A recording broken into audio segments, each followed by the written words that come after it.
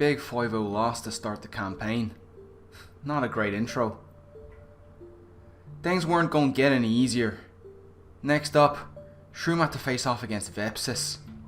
One of the best to ever do it, and once again, we didn't match up well into him.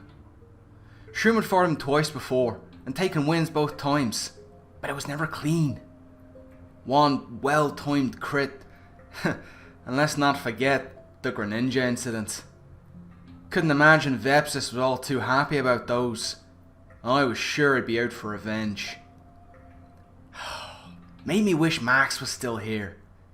I bet he'd have been able to get in contact with Vepsis, talk him around to making sure it all went down fairly, in spite of the history.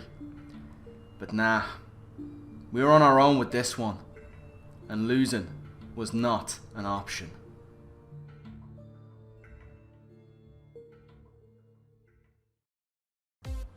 Hello everyone, Shroomraver here, and welcome to battle number 2 of the OLR. Yes indeed, one last ride for Scarlet and Violet, and it hasn't got off to the greatest start. A big 5-0 loss to A12 means that we need to win out our last 2 games in order to progress through to the playoff / knockout stages. And if you thought our matchup last time was bad, boy howdy.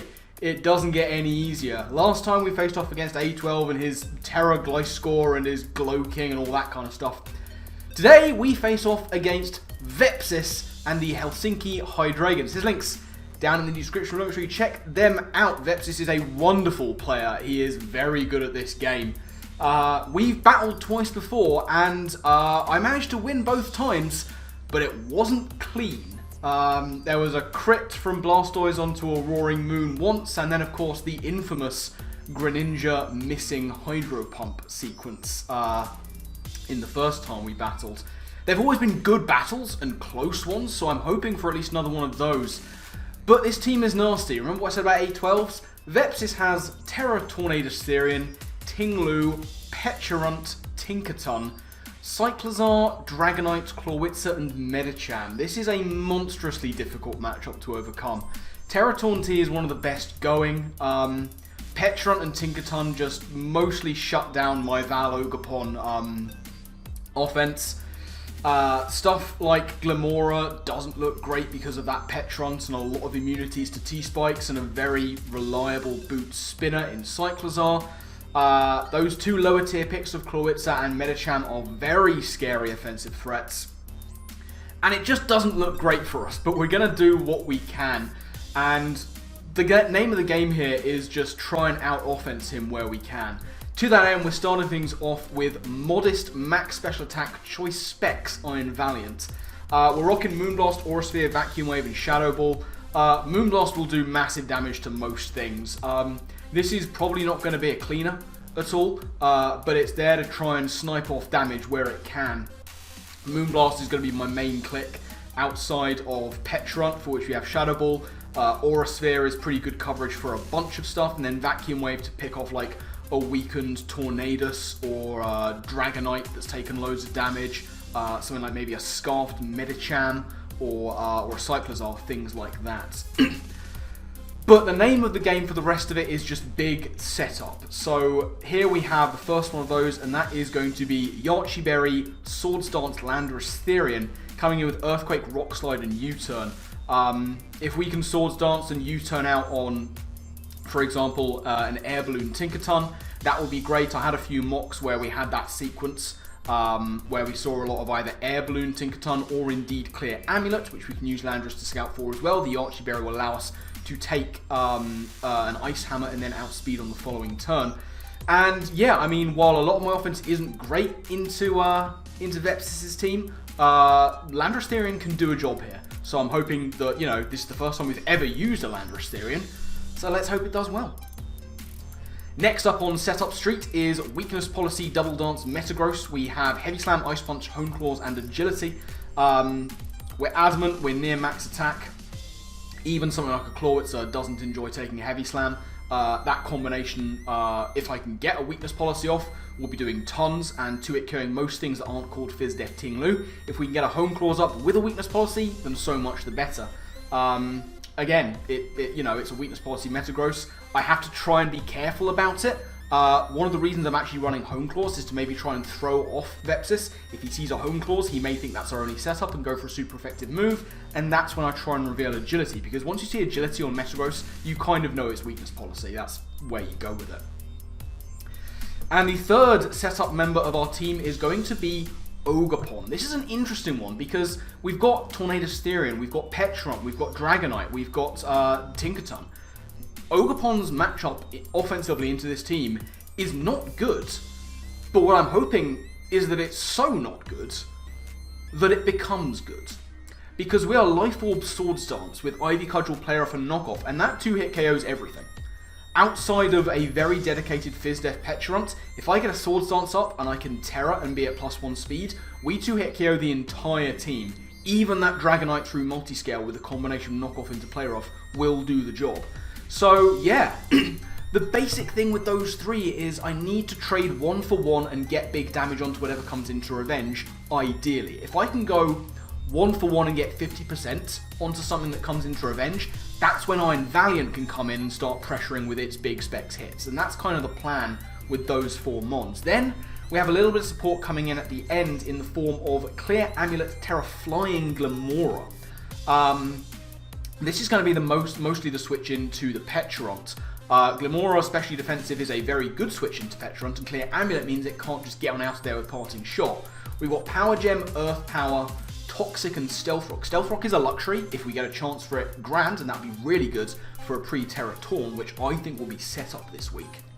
We're not running Toxic Debris, there is no point against Vepsis' team. He has a Petront that can absorb them. He's got a pre-Terra Torn and a Dragonite and a Tinkaton that are all immune. And again, that very common Boot Cyclozar, which won't care about it either.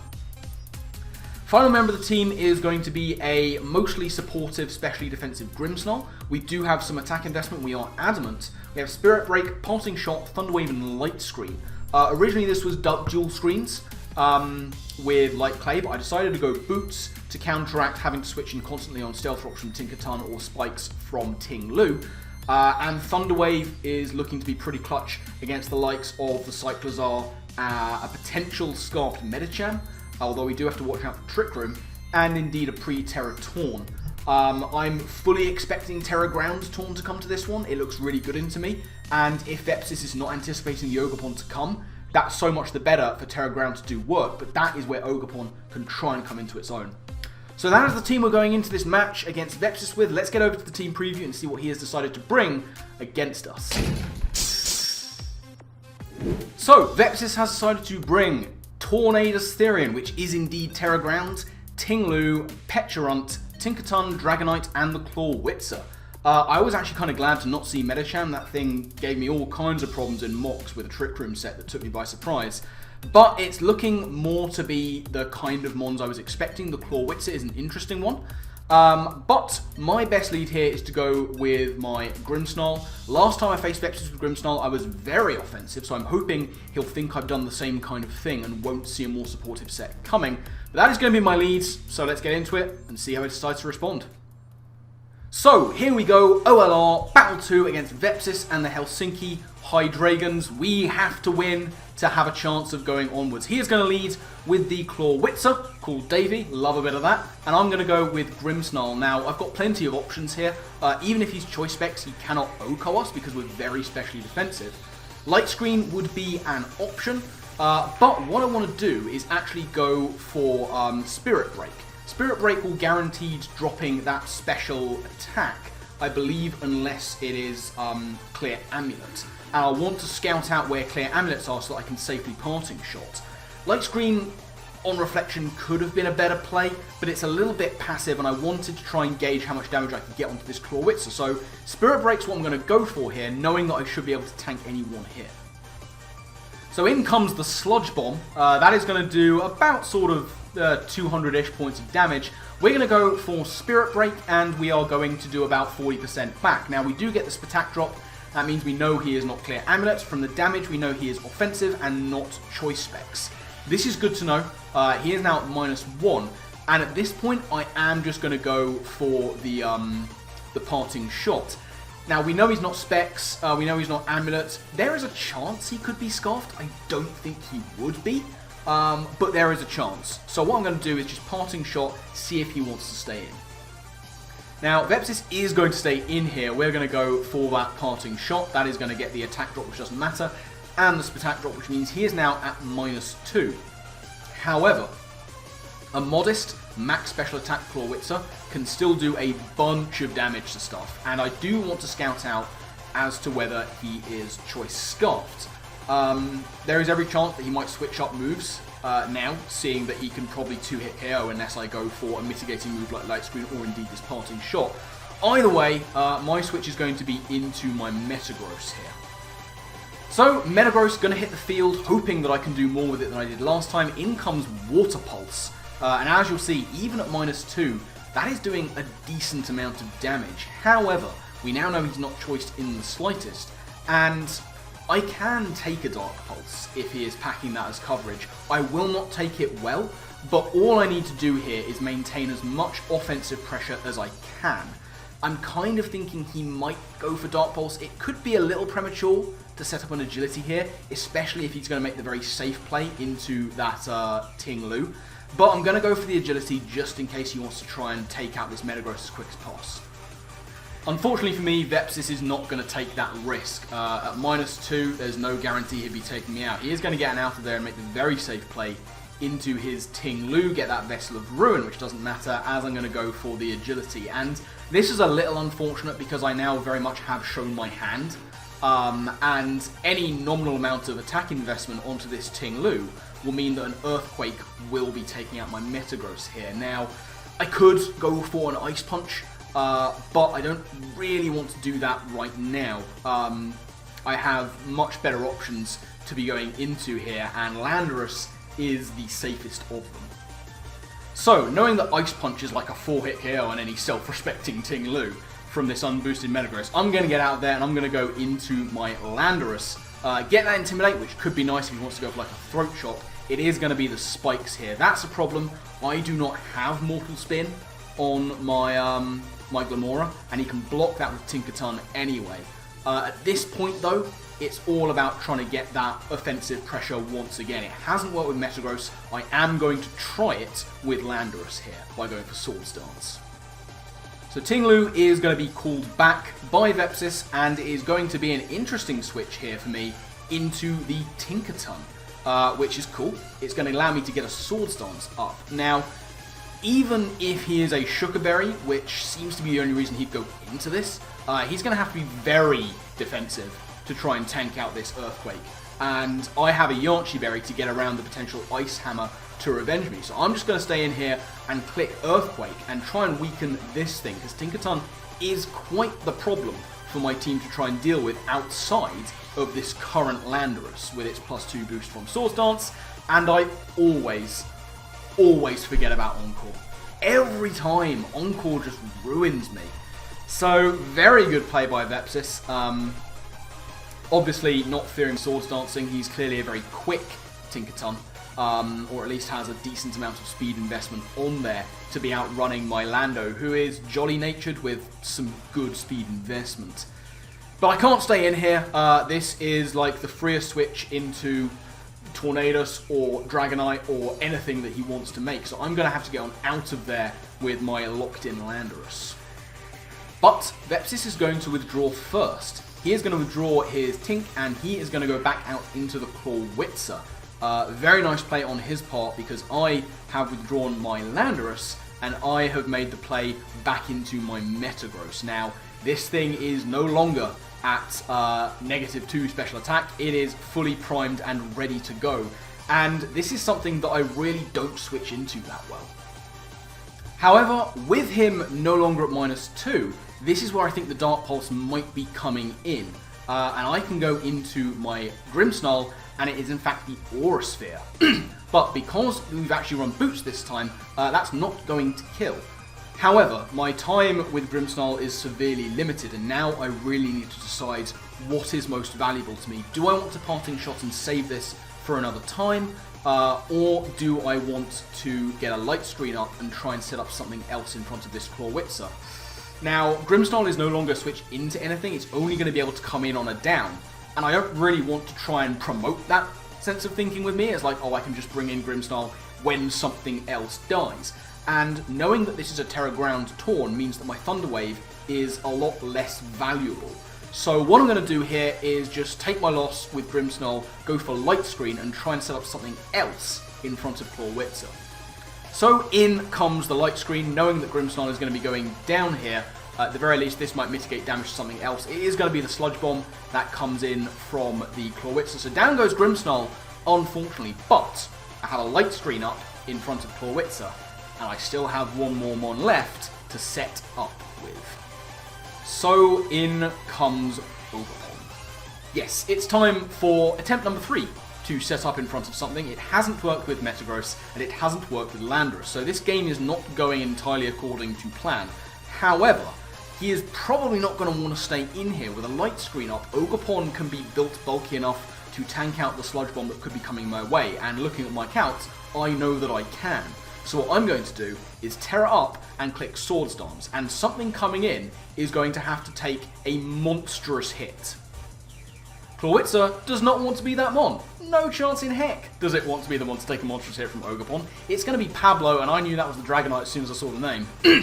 But we are going to Terra up with Ogerpon and hope to try and do a big amount of work, because we are going to get that +1 speed boost from Terroring, which is always nice. We're now outspeeding everything that isn't called Choice Scarfed Tornadus.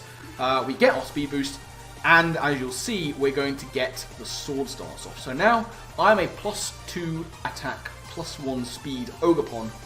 I know that I should be able to tank out a hit from an unboosted Dragonite. And I also know that even if he's like max HP, I can two-shot him. I don't want to go for Play Rough off the bat, because if he's weakness policy and goes for a move and then into extreme speed, we're going to be in just a world of pain. So what I'm going to do here is just go for the knockoff. It's the safe move, and it will still do a butt ton to Dragonite. Look to tank a hit, and then go from there. So here comes the knockoff. That is going to do a clean, near 50% to this Dragonite. He is actually here going to go for the Brick Break. I figure that he realised Dragonite was not going to be able to be used as a win con in this game. It's going to have to be used to try and mitigate my Ogerpon. So he is going to prep for the long run, and he's going to get rid of my Light Screen. So that's a good play on his part.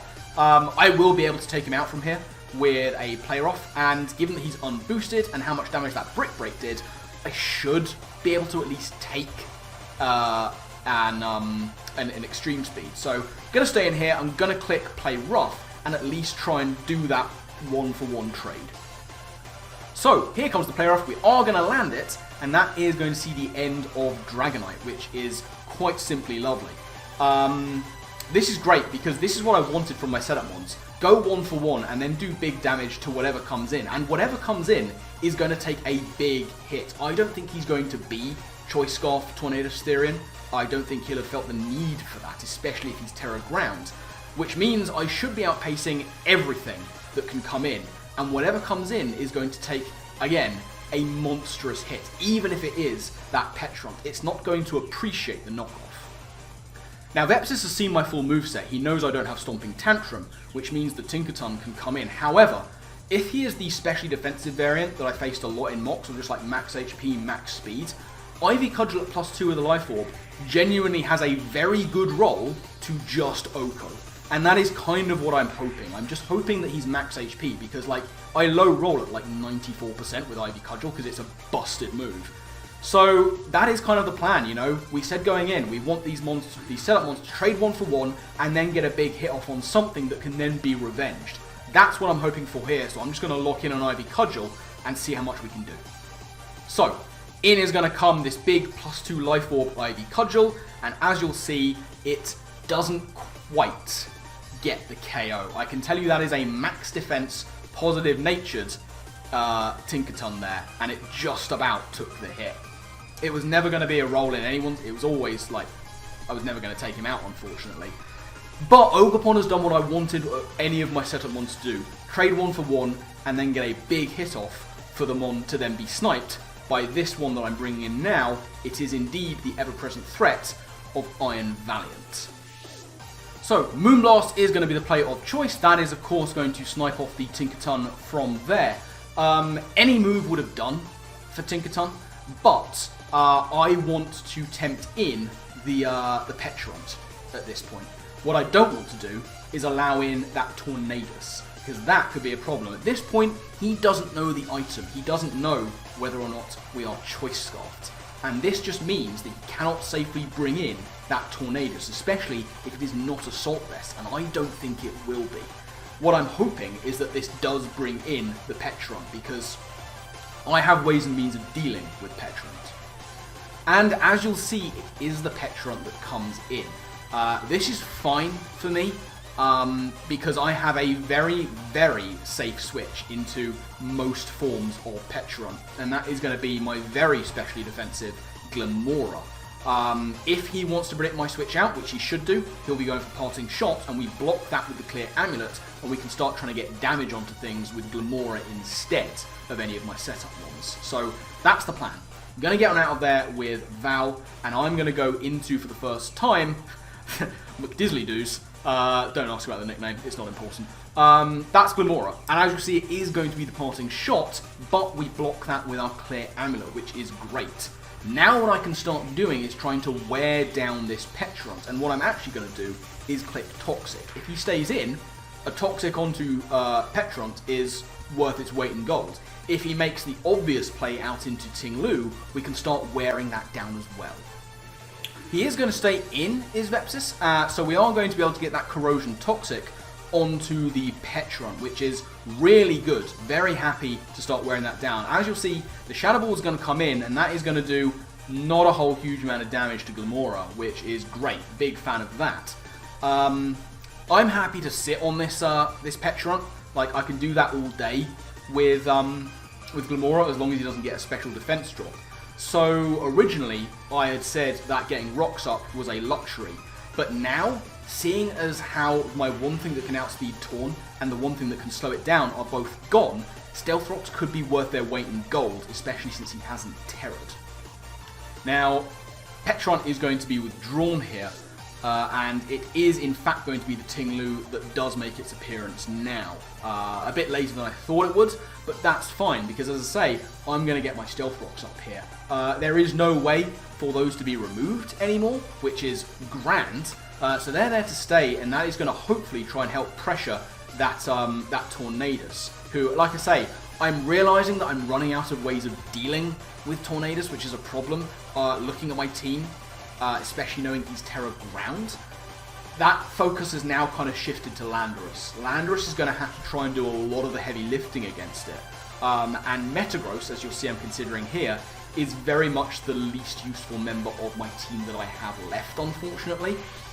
It's going to be very difficult for me to get a weakness policy off against the things that Vepsis has left. So I'm going to make that play, hoping that he's going to want to go for a second layer of spikes, maybe.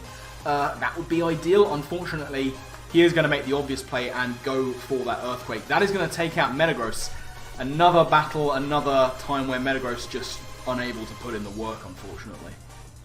Now, I'm actually going to bring back in my Iron Valiant here, because I actually have some pretty hefty bulk investment. So if he's going to want to go for Earthquake, it won't kill me here. And I can get some meaningful damage off with Moonblast. It won't one-shot, obviously. This is a Ting-Lu. I may be modest specs, but it's a Ting-Lu. It will not drop to one hit. But it should be able to two-hit KO at any rate. And that is hopefully going to put me in just a bit more of a favourable position. This battle is not going amazingly, but it could be going worse, especially given the initial matchup. I'm actually kind of happy with how we've done so far. So Moonblast comes in, as you'll see, big amount of damage. Here comes the Earthquake from the Ting-Lu, but again, it's not going to be able to kill us from there. It will, however, two-shot. And now I have to start thinking about my win con, because that Torn-T is still in the back, and I have nothing that can outspeed it.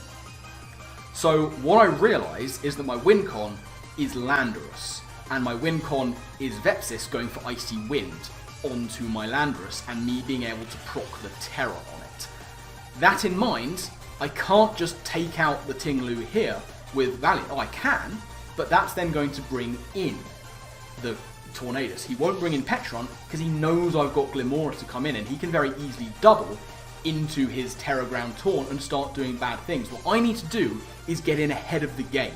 So what I'm going to do is make the play into Landorus, hoping that Vepsis is just going to let this thing go down and go for Earthquake. That will allow Landorus in at full health to be able to take on the Taunt that might come in afterwards. But, as you'll see with the Intimidate, they don't call Vepsis one of the best for nothing. He makes a very good play here. He's going to go for the Ruination. Just in case, I guess, I wanted to switch into something. He knew he was going down to Valiant next turn, and that means he's got really valuable damage onto my Landorus, and that puts me in a really rough position. Now, I'm going to go for U-turn here. As you'll see, it's not going to take out the Ting-Lu. There was no guarantee that Earthquake would have done that either, unfortunately, so I kind of have to cut my losses with Landorus here a little bit. I couldn't afford to take another hit, and I couldn't afford to set up in case he is packing the Whirlwind. So what I have to do is kind of go into my next least useful thing, which unfortunately is going to probably be the Glimmora. It's obviously incredibly useful against that Petron, but I'm kind of putting all my cards on Landorus here. It has to be the one to do most of the work from here on in. And as you'll see, Glimmora comes in, gets hurt by the spikes, and it is going to be the Whirlwind that comes in onto Glimmora, which is very unfortunate indeed. But what it does mean is that we get out of this with Glimmora still intact, and it's Landorus that comes back in. That is actually very fortunate for us, because it means that I don't have to lock into a move with Iron Val and risk that Taunt coming in and doing even more damage to me. What I have to do here is go for Earthquake, take the KO with Landorus, and then, unfortunately, we know what's going to be coming in. So, Earthquake's going to come in on on Ting-Lu. That's going to pick up the KO on Ting-Lu at the very least, but we've taken big damage on our last 3 team members, and Vepsis still has one heck of a big threat sitting in the back. And here it is, it's the Torn-T. Now, he is going to take the rocks. He's not Boots, I never thought he would be, and I don't think he's going to be Scarfed. In my mind, he could be some kind of Resist Berry, he could even be Lum, but I don't think he's choiced. And what I really have to hope here is that he is going to try and get greedy and set up, and in doing so, Terra. What I have to do is bank on him not having much bulk investment and going for his Terra Ground, because I am going to pick Earthquake here. And Vepsis is indeed going to Terra his Tornadus, wanting to probably get out of the weakness to Rock Slide or Stone Edge, something like that. He is going to make the play of going Terra Ground on Torn, which means our Earthquake is going to be able to hit him. I just have to hope he's not invested. He's going to go for Icy Winds, but we have the Yachi Berry, which means Landorus is going to just barely tank that hit. The speed drop doesn't matter. He was always going to outpace. We're just going to survive on a tiny hint, go for Earthquake, and it's so close. It's so close. If we were an Adamant nature maybe, or if we had more investment, that could well have just taken out the Taunt from there. Unfortunately, at this point, his Taunt outspeeds everything, and this is why Terra Taunt is such a problem. Because if you take big damage, he's obviously going to be in range of my Vacuum Wave, but he can just get on out of there and regen back 33% of his health and put him back out of range. So unfortunately, this is looking like it might be a losing battle. I'm going to stay in because he could miss an Icy Wind, and that puts me right back in the game. We're going to stay in with Landorus, and we are going to click Earthquake just in case that series happens. But if not, we're going to have to try and rely on Specs Vacuum Wave and Glimmora to take on the rest of Vepsis' team. Here comes the Icy Wind. He is not going to miss. Unfortunately for me, and fortunately for him, that is going to take out my Landorus, and now it is just low health on Valiant and Glimmora versus the world. I'm going to have to go into Iron Valiant. There is no sense in me doing anything else. I have to threaten with the Vacuum Wave that he will know I have, and I have to try and play around that. If I'm not going to win this game, I'm going to try and take some diff with me. So back comes Iron Valiant. We're going to take a bit of spikes damage. That's unfortunate. Vacuum Wave will of course take out the Tornadus from here, but Vepsis knows that this Tornadus is very much his win condition. He needs it to be able to win this game. In fact, it's probably one of the only things that can win, given that I can take on that Petront and the Clawitzer is pretty much just a sack play for him. But unfortunately for me, he does have that sack play. What I'm going to do is go for Shadow Ball. Vacuum Wave will take him out, but he's switching. He's not staying in here. He's not taking that risk. He doesn't have to. Shadow Ball is my best coverage option. I'm hoping that it will 2-hit KO Petron if that comes in. But he does, of course, have that Clawitzer, which is a very useful sack for him to have. So, Tornadus is indeed going to withdraw. We saw it coming a mile away, and it is going to be that Clawitzer, who is easily the least useful member of Vepsis' team. It's going to come in, it's going to take some rocks damage, and now we see that it is in fact a citrus berry. This could be a problem other than the fact that we are modest choice specs on Iron Valiant, which means that this Shadow Ball is very easily going to two-shot. I mean, that's fine, we're going to be able to take the Clawitzer out with us, but unfortunately for me, there is still that Terra Tornadus in the back. So, Shadow Ball going to come in from Iron Valiant. Val is going to pick up his second KO of the game. Down goes Clawitzer, but the Petront is still in the back. But that's not what's coming in. And there it is. It is the Tornadus that is going to come in.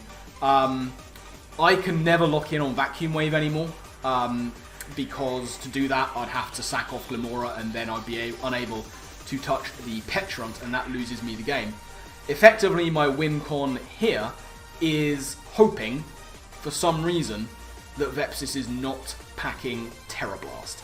If he is like Nasty Plot, Icy Wind, Hurricane, and, I don't know, Sludge Wave, then there is still a chance we might win this game. What I have to do here is stay in, hope he goes for a move that is not fully accurate, misses, and we can try and take him out with Shadow Ball. It's a vain hope, because he is packing the Terra Blast. That is Terra Ground, Terra Blast. That is very easily going to do for my Iron Valiant. That is going to go down, and unfortunately the only mon I have left is my Glimora, who is of course quad weak to ground. I am Terra Flying, but I used my Terra on my Ogerpon, so Glimora is going to come in. It's going to take a bit of hazard damage. I don't really think it matters, to be honest. I don't think there's any world in which a Glimora can take this hit, to be honest. But let's see. Here comes the Terra Blast from the Tornadus-T. Do we live the hit? No, of course we don't.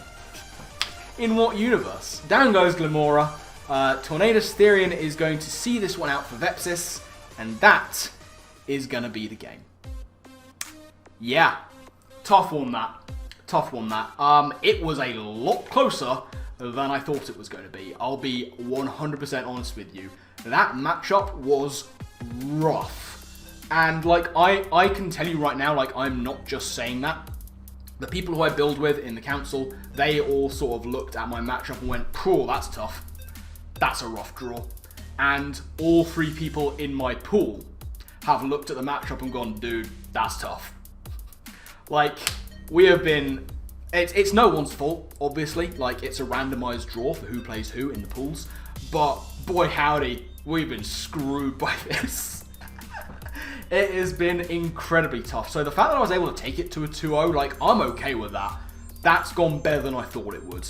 And some aspects worked, like Ogerpon worked, Landorus to an extent worked, Grimmsnarl sort of worked, Glimora did what it needed to, and Val got some kills. We just weren't able to combine all those together coherently by saving enough HP and pieces to try and maintain offensive pressure and try and win that game. Vepsis takes the 2-0, very deserved. Like I say, we've battled twice before. I beat him twice using hacks, effectively. You know, obviously one of those was because I missed a move, but that still hacks in a way. So I've beat him twice with hacks. I think it's only fair that Vepsis beats me this time with skill. His links are down in the description below. Make sure you check them out. Vepsis is a lovely dude. He is very, very good at this game. He's a very talented builder. There are few who use items better than he does. You might be able to see this in his video when he uploads from his side. That was a Mirror Herb Tornadus-T. So that if I, knowing that he was Terra Ground, if I did bring it and get the speed boost to try and revenge him, he would then get that speed boost himself and kill me. So really, I mean, he's one of the best builders going, and he's one of the best battlers going, and he's very deserving of a place in the playoffs. I think he needs to win out in order to progress. We are out, unfortunately. We have lost 2 games. We need 2 wins out of 3. We've taken 2 losses out of 2, which is tough. But we are going to go into our final game, which will be uploaded in the coming days, I assume. Trying to at least get out of this with some pride intact. It's not going to be easy. We are going up against Diet Tight. Spoiler alert, he's got another Petcheron. So that's going to be fun. But, you know what, that's a story for another time. I do hope that you stick around to check that out, and you go and check out Vepsis and everyone else involved in the OLR in the meantime. But I'm getting out of here. I've rambled on for far too long. So, my final thank you to you all for watching. And I guess with that, I will see you next time. Laters.